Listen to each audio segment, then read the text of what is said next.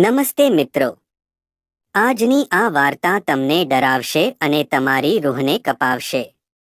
આ કથા છે એક યુવાનની જે જંગલમાં એક રાત્રિ પસાર કરવા ગયો અને જે અનુભવ તેણે કર્યો તે તેને હંમેશા માટે બદલ્યો નાખશે. તો ચાલો શરૂ કરીએ. આ કથા છે રાજની. રાજને હંમેશાથી જંગલોમાં જતા રહેવાનું ગમતું હતું. તે હંમેશા પોતાના મિત્રો સાથે કેમ્પિંગ માટે જંગલોમાં જતો.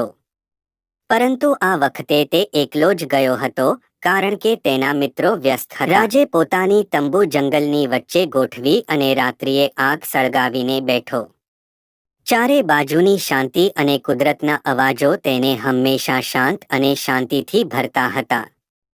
પરંતુ આજની રાત્રિ કંઈક જુદી હતી.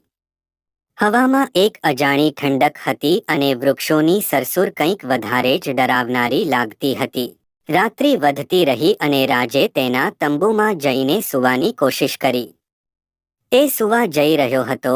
તેને એવું લાગ્યું કે કોઈ તેને જોઈ રહ્યું છે. તેણે ચારે બાજુ જોવાયું, પરંતુ કશું દેખાયું નહીં. રાજની ચીખ સાંભળી તેનો પાડોશી કુટીરનો વ્યક્તિ ત્યાં પહોંચ્યો. તેણે રાજને બેહોશ હાલતમાં મળ્યો અને તરત જ તેને હોસ્પિટલ લઈ ગયો. જ્યારે રાજને હોશ આવ્યો, તેણે કહ્યું કે તેણે એક ભયાનક ચહેરો જોયો હતો જે તેની તરફ વધતો હતો. ડોક્ટરોનું કહેવું હતું કે રાજના માનસિક તાણને કારણે એવું લાગ્યું હશે, પરંતુ રાજ જાણતો હતો કે તે જે જોયું તે સાચું હતું.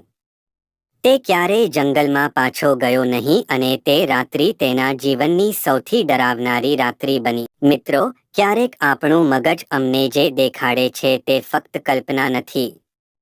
કંઈક વસ્તુઓ એવી છે જે સમજવી આપણા હાથમાં નથી. આ કથા રાજની હતી, પરંતુ તમે પણ જ્યારે જંગલમાં જાવ તો સાવચેત રહેજો. કોણ જાણે કયા અંધકારમાં કયું ચહેરું તમારું રાહ જોઈ રહ્યું છે. તો મિત્રો, જો તમને આ વાર્તા ગમી હોય તો લાઇક અને સબસ્ક્રાઇબ જરૂર કરજો.